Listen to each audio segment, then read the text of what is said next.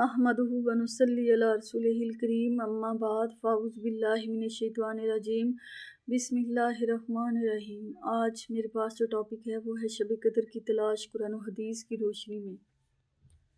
शब कदर बहुत बरकत वाली रात है, इसे शब कदर भी कहा जाता है, इसे तकदीर के फ़ैसलों वाली रात भी कहा जाता है और इसे लैलतुल कदर भी कहा जाता है। कुरान मजीद में मुख्तलिफ़ मकामात पे शब कदर के मुतालिक ज़िक्र मिलता है और इसी तरह एक सूरत भी है सूरह कदर जिसमें है कि इन्ना अंज़लनाहु फ़ी लैलतिल कदर, बेशक हमने ये किताब कुरान मजीद जो है वो लैलतुल कदर में नाज़िल की। इसी तरह सूरह बकरा में भी है आयत नंबर 185 में कि कुरान मजीद को माह रमज़ान में नाज़िल किया गया। इसमें इंसानियत के लिए हदायत है, हदायत के रोशन दलाइल मौजूद हैं, हक़ और बातिल में फ़र्क करने वाली किताब है, यानी कि हमें आखिरत का डर सुनाती है। इसी तरह हमें ज़िंदगी गुजारने के तरीके भी सिखाती है, हमें क्या बताती है कि अल्लाह हमसे क्या कहता है, क्या चाहता है। और ये किताब जो कुरान मजीद है ये लैलतुल कदर में नाज़िल की गई। वमा अदरका मा लैलतुल कदर, और तुझे क्या खबर, तुझे इस बात का क्या पता कि लैलतुल कदर क्या है। लैलतुल कद्रि खैरुम मिन अल्फ़ि शहर, और लैलतुल कदर जो है वो 1000 महीनों से जो है अफजल है। इसमें की गई इबादत जो है वो 1000 महीनों से ज़्यादा अफजल है। तनज़्ज़लुल मलाइकतु वर्रूह फ़ीहा बिइज़्नि रब्बिहिम मिन कुल्लि अमर, इस रात को फ़रिश्ते और जिब्रील अमीन अल्लाह के हुक्म से नाज़िल होते हैं और अपने अपने काम सर अंजाम देते हैं। इसी तरह सूरह दुहान में भी है शब कदर के मुतालिक इस रात को फ़रिश्ते जो हैं वो उतरते हैं और अपने अपने काम जो है मुकर्रर करदा वो सर अंजाम देते हैं, यानी कि यह तकदीर के फ़ैसलों वाली रात है। पूरा साल जो कुछ होना होता है इस रात को तय पा जाता है, फ़रिश्ते उतरते हैं और अपने अपने मुकर्रर करदा काम सर अंजाम देते हैं। सलाम, ये सलामती वाली रात है, हिया हत्ता मतलाइल फ़जर, और ये सलामती का जो सिलसिला है ये मगरब से लेके फ़जर के तुलू होने तक जारी रहता है।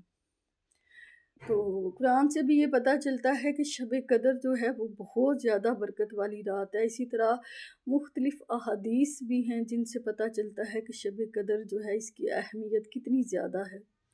सही बुखारी और सही मुस्लिम में भी अहादीस हैं और मिशकातुल मिसावी में इसका नंबर 2083 है।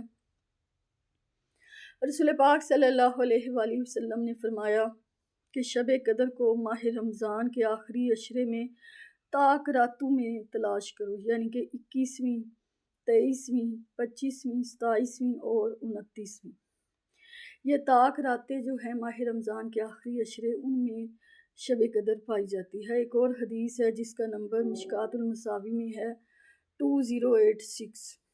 रसूल पाक सल्लल्लाहु अलैहि वसल्लम ने फरमाया कि मैंने शब कदर की तलाश में जो है वो एतकाफ़ किया। पहला अशरा आप सल्लल्लाहु अलैहि वसल्लम ने रमज़ान मुबारक का एतकाफ़ किया तो आप सल्लल्लाहु अलैहि वसल्लम ने हैमे से सर मुबारक बाहर निकाला और फरमाया कि मुझे शब कदर नहीं मिली। फिर आप सल्लल्लाहु अलैहि वसल्लम ने दूसरा अशरा एतकाफ़ किया और शब कदर को तलाश किया और फिर अपना सर मुबारक बाहर निकाला और फरमाया कि शब कदर नहीं मिली। फिर एक फ़रिश्ता आप सल्लल्लाहु अलैहि वसल्लम के पास आया और उसने खबर दी कि आप सल्लल्लाहु अलैहि वसल्लम इसे तीसरे अशरे में तलाश करें। तो आप सल्लल्लाहु अलैहि वसल्लम ने फरमाया कि जो जो मेरे साथ एतकाफ़ करना चाहता है वो कर सकता है। फिर आप सल्लल्लाहु अलैहि वसल्लम को तीसरे अशरे में जो है वो शब कदर दिखाई गई ख्वाब में। आप सल्लल्लाहु अलैहि वसल्लम को ख्वाब के अंदर शब कदर दिखाई गई। और एक और हदीस में है कि आप वो बताने के लिए बाहर निकले तो दो लोग आपस में लड़ रहे थे, उनकी लड़ाई की वजह से आपको शब कदर बुला दी गई और आप सल्लल्लाहु अलैहि वसल्लम ने फरमाया कि शायद इसी में अल्लाह की बेहतरी है। आप सल्लल्लाहु अलैहि वसल्लम को ख्वाब के अंदर शब कदर दिखाई गई और फिर बुला दी गई। और एक बात जो आपको याद रह गई वो ये थी कि आपने सहाबा को बताया कि जिस रात शब कदर होगी उसकी सुबह जो है फजर की नमाज के बाद मेरे माथे पे कीचड़ का दाग लगा होगा। तो सहाबा कहते हैं कि 21वीं रमज़ान मुबारक की शब यानी कि 20 और 21 की दरमियानी जो शब है उसको जो है इतनी बारिश हुई कि मस्जिद नबवी की जो छत है वो भी टपकने लगी। तो 21वीं रमज़ान को सुबह फजर की नमाज आप सल्लल्लाहु अलैहि वसल्लम ने पढ़ाई اور نماز سے فارغ ہو کے، چونکہ آپ صلی اللہ علیہ وآلہ وسلم مٹی پہ سجدہ کرتے تھے، تو نماز سے فارغ ہوئے تو صحابہ کی طرف متوجہ ہوئے۔ صحابہ کہتے ہیں کہ ہم نے دیکھا کہ رسول پاک صلی اللہ علیہ وآلہ وسلم کے ماتھے پہ مٹی کا داغ لگا ہوا ہے۔ تو صحابہ کو پتہ چل گیا کہ یہ جو رات گزری ہے یہ شب قدر کی تھی۔ اسی طرح پھر رسول پاک صلی اللہ علیہ وآلہ وسلم کے بعد بھی کافی صحابہ ہیں جنہوں نے کہا کہ ہم نے شب قدر دیکھی ہے، اور پھر اس کی تصدیق کی۔ تو پتہ چلا کہ انہوں نے کہا کہ رسول پاک صلی اللہ علیہ وآلہ وسلم نے فرمایا تھا کہ جس رات شب قدر ہوتی ہے اس کی صبح جب سورج طلوع ہوتا ہے تو سورج کی ٹکی جب باہر آتی ہے تو اس کے گرد سورج کی شعاعیں نہیں ہوتی۔ ویسے بھی عام طور پہ جب سورج صبح طلوع ہوتا ہے تو سورج کی ٹکی کے گرد شعاعیں نہیں ہوتی، لیکن جس رات شب قدر ہوتی ہے اس کی صبح جب طلوع ہوتی ہے اور سورج باہر نکلتا ہے تو زیادہ دیر تک سورج کے گرد جو ہے سورج کی شعاعیں نہیں ہوتی۔ تو اس سے پتہ چل جاتا ہے کہ آج جو رات گزری ہے وہ شب قدر تھی۔ ہم نے اپنے بچپن میں اپنے بزرگوں سے سنا تھا کہ جب شب قدر ہوتی ہے تو وہ بس ایک لمحہ، ایک سیکنڈ ہوتا ہے۔ جب وہ شب قدر کا ٹائم آتا ہے، ہر چیز، ہر شے سونے کی ہو جاتی ہے، پانی دودھ بن جاتا ہے، اور جو ہے درخت وہ سجدے میں گر جاتے ہیں۔ لیکن اب ہم بڑے ہوئے، ہم نے علم دین سیکھا تو الحمدللہ ہمیں اس بات کا پتہ چلا کہ وہ تو ساری باتیں غلط تھی۔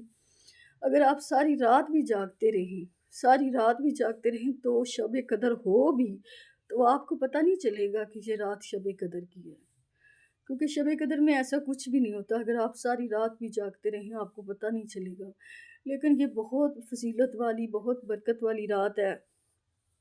اس رات میں تقدیر کے فیصلے ہوتے ہیں، اور فرشتے جو ہیں وہ اترتے ہیں اور اپنے اپنے کام سر انجام دیتے ہیں۔ تو ہمیں کوشش کرنی چاہیے کہ ویسے تو پورا رمضان ہی بہت برکت والا مہینہ ہے، آپ کوشش کریں کہ زیادہ سے زیادہ اللہ کی عبادت کریں، مگر اسپیشلی جو ماہ رمضان کا آخری عشرہ ہے اس میں جو طاق راتیں ہیں اس میں زیادہ سے زیادہ یاد الہی میں مصروف رکھیں خود کو۔